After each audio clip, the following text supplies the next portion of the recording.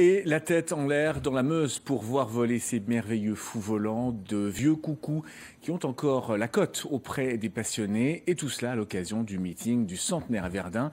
On prend l'air avec Benoît de Butler et Delphine Laondé. Sur la trentaine d'appareils en démonstration, seuls 2 ou 3 avions pouvaient prétendre au label 14-18. Des copies conformes réalisées par des pilotes passionnés, à l'image de ce Fokker allemand qui a donné 5 ans de travail à son propriétaire. C'est moi qui, par rapport au plan d'époque, reconstruit complètement l'avion. On était à 2 à faire ça, et donc au bout de 5 ans, on a reconstruit complètement le Fokker triplan, l'avion du Baron Rouge. Le Fokker et le Nieuport, l'Allemand et le Français se sont livrés à un petit duel aérien devant les 15 000 spectateurs.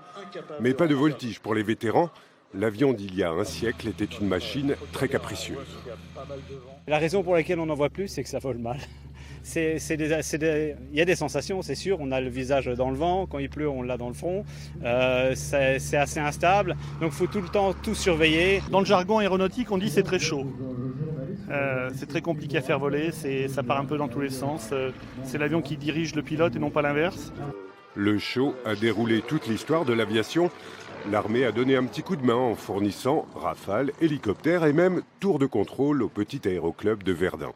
Le domaine aérien, c'est toujours magique pour les gens et ça reste une part de rêve.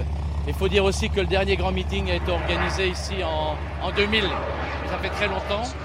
Un vrai succès public. Bel hommage aux As qui combattaient dans le même ciel il y a tout juste 100 ans.